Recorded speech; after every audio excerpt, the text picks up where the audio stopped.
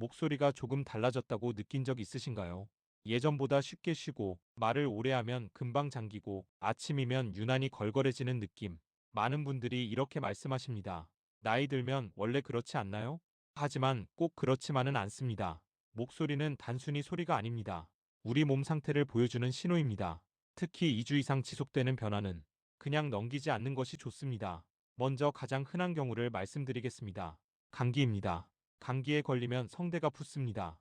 성대는 얇은 점막 조직인데 염증이 생기면 진동이 제대로 되지 않습니다. 그래서 목소리가 쉬게 됩니다. 문제는 감기가 다 나았는데도 목소리가 돌아오지 않는 경우입니다. 보통 바이러스성 후두염은 1주에서 길어도 2주 안에 좋아집니다.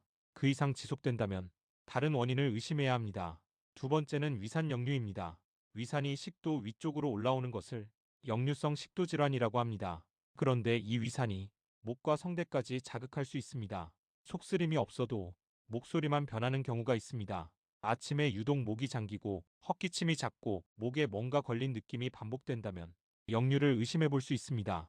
특히 저녁 늦게 식사하시고 바로 눕는 습관이 있다면 성대는 밤새 자극을 받습니다. 세 번째는 성대 자체의 문제입니다. 우리가 말을 할 때 양쪽 성대가 부드럽게 붙었다 떨어지며 진동을 만듭니다. 그런데 말을 많이 하거나 큰 소리를 자주 내거나 기침을 반복하면 성대에 작은 혹이 생길 수 있습니다. 이를 성대결절 또는 성대폴립이라고 합니다. 이 경우 목소리가 탁해지고 고음이 잘 나오지 않으며 말을 오래 하면 점점 더 쉬게 됩니다. 중요한 것은 나는 말을 많이 안 하는데요. 라고 말씀하시는 분들도 생각보다 성대를 혹사시키고 있다는 점입니다. 속삭이는 목소리도 성대를 많이 쓰는 방식입니다. 헛기침 역시 성대를 강하게 부딪히게 합니다. 또 하나 놓치기 쉬운 원인이 있습니다. 갑상선입니다. 목 앞쪽에 있는 작은 기관인데 이곳에 결절이 생기거나 크기가 커지면 성대를 움직이는 신경을 압박할 수 있습니다. 목이 부은 느낌, 삼킬 때 불편함, 목소리 변화가 함께 있다면 한 번은 확인해 보는 것이 좋습니다. 여기서 기억하셔야 할 것이 있습니다. 목소리 변화는 기간이 중요합니다. 2주 이상 지속되는 쉰 목소리, 점점 심해지는 변화, 통증이나 삼킴 곤란이 동반되는 경우, 이럴 때는 단순 피로로 넘기지 않는 것이 안전합니다. 특히 흡연을 오래 하신 분, 음주가 잦은 분, 과거에 목 수술을 받으신 분은 더 신중해야 합니다. 많은 분들이 이렇게 말합니다. 아프진 않은데요. 하지만 성대 질환은 통증 없이 진행되는 경우가 많습니다. 조용히, 천천히 목소리만 바뀝니다. 목소리는 우리 몸의 바깥으로 드러나는 신호입니다. 혈압처럼 수치로 보이진 않지만 분명히 변화를 알려줍니다.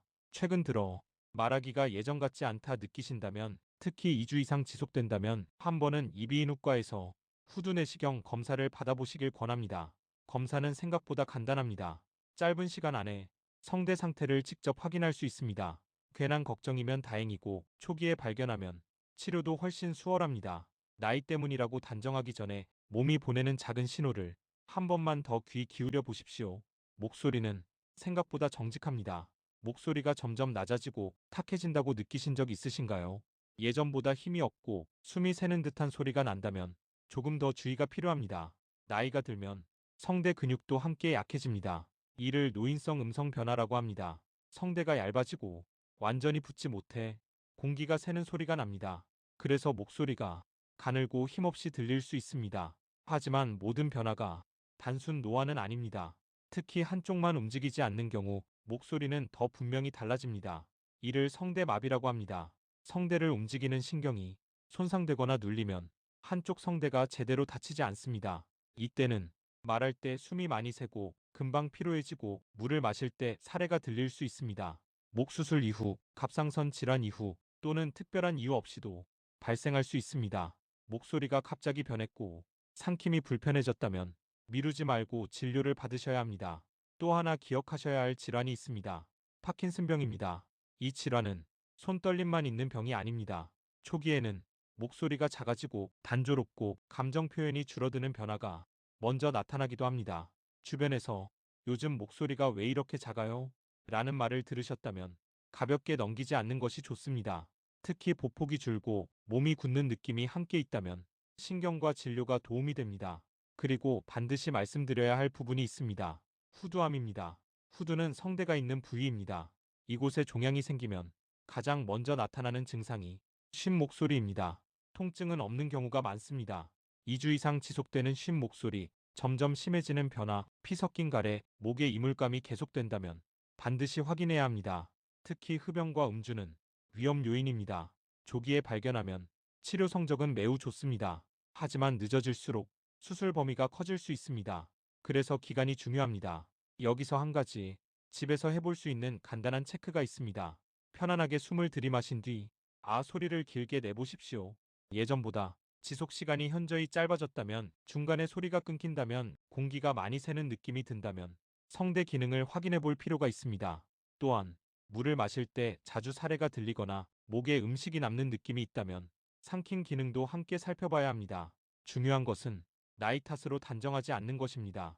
노화로 인한 변화는 서서히 완만하게 진행됩니다. 반면 질환은 비교적 뚜렷한 변화를 보입니다.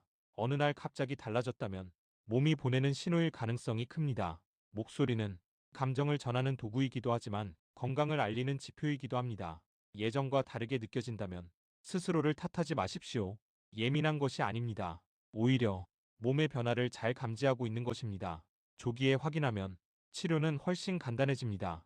지금의 작은 변화가 미래의 큰 문제를 막아줄 수 있습니다. 목소리가 달라졌다면 조용히 넘기지 마십시오. 몸은 늘 먼저 알려주고 있습니다.